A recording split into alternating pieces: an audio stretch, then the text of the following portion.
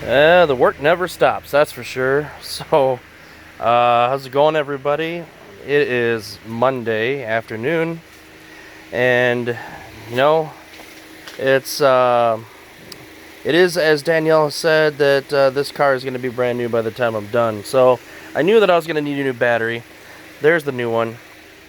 There's the old one there, and I've been able to squeak by. I've had this battery in the trunk for about 3 days, but I've been so busy with other stuff that I just haven't had the time to install it. Really, install is not even that difficult. In fact, it's gotten easier over time. I don't know why, but anyways, so here I am changing out the battery, and I was actually thinking about doing another video on it because I found out that just through experience, you don't even need to remove all of the harnesses that go to the fuse box. You just basically have to remove the one that goes to the engine, and that gives you plenty of room, you can see here, to slide the new battery. And what scares people the most, and what the shops, dealers, and so on will discourage you, they'll say professional installation is required and all this other stuff, is the fact that when the battery goes down in here, you have to tilt the battery slightly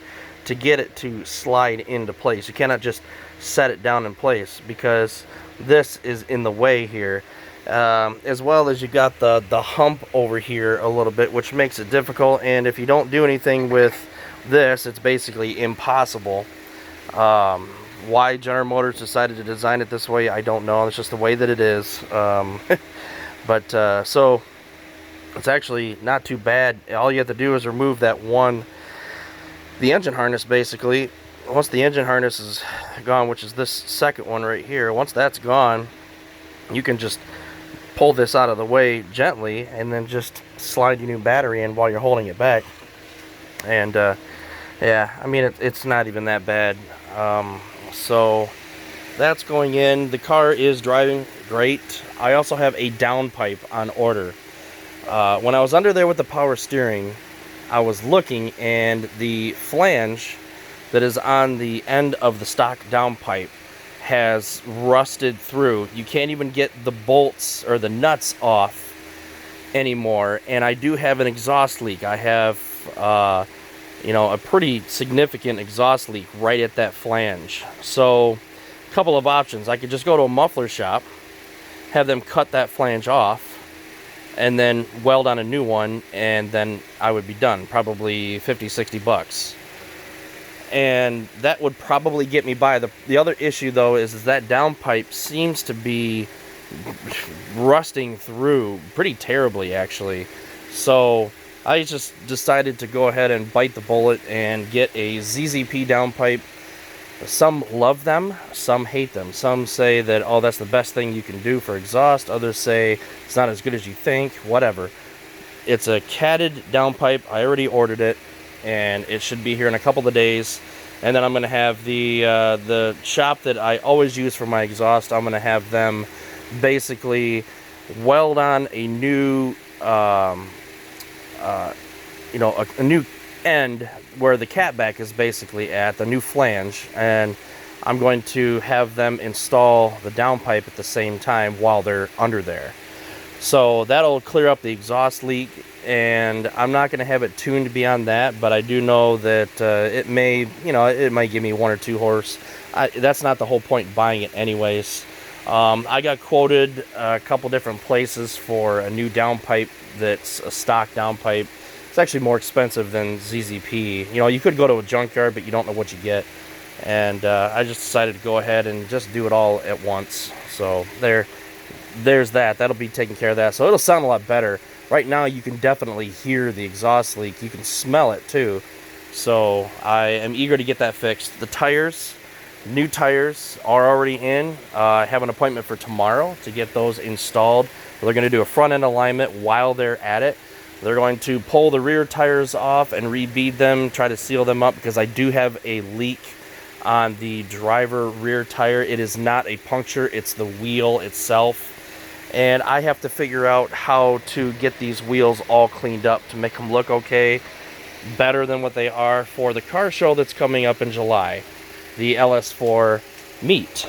I'm also going to be taking this to a detail shop that's not too far from me. For 200 bucks, they'll do an inside and outside detail.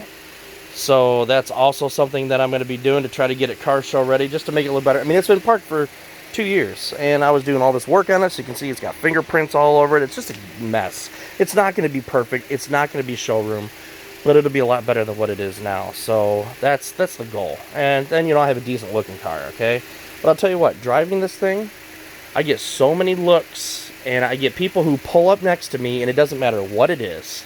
Yesterday there was a, I don't know, I think it was a Saturn Ion or something. I don't remember what it was. They pulled up next to me, and, you know, with these tires as bad as they are, I mean, you can see the belts on the other side. With these tires as bad as they are because of the terrible wear, because of the suspension not being aligned perfectly, I haven't wanted to do anything crazy, really. I don't need to burn out and then pop one of these. So I've been kind of babying it for a while.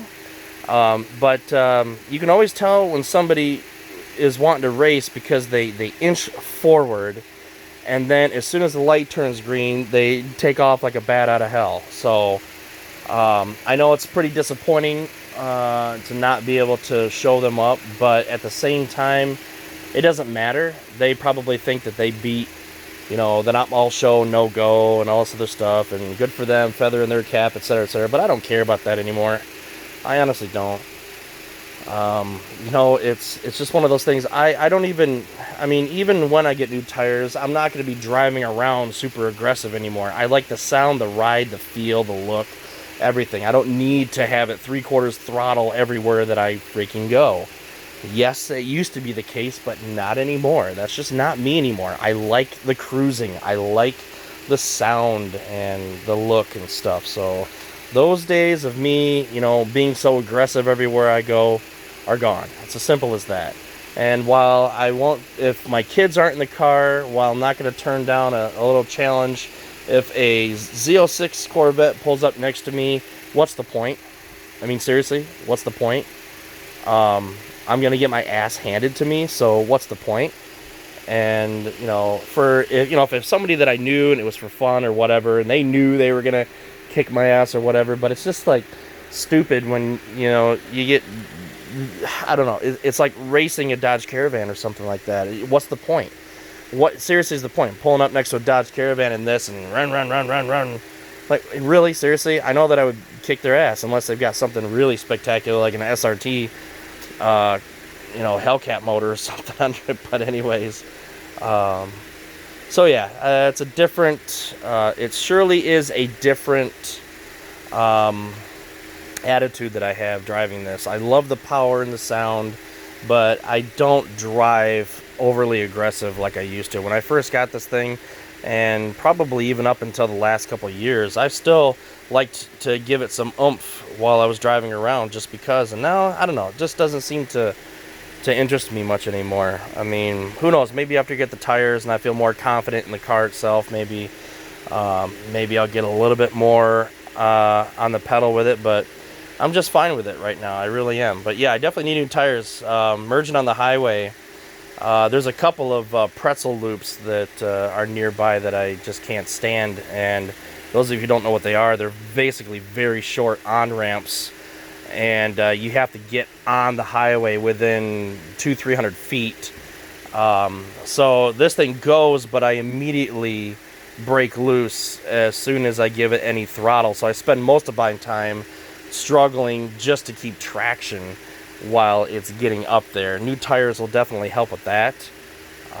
But it's definitely worse than it was before, obviously. I probably, when all is said and done, I probably added maybe 30-35 horse to the whole thing with the tune and the cam in there. Not too drastic, although I do like the way that it sounds. Really, I just love the way this idles now. I thought to myself for sure I was going to hate it, putting a cam in, but the cam just added a whole new character to it, and I love it.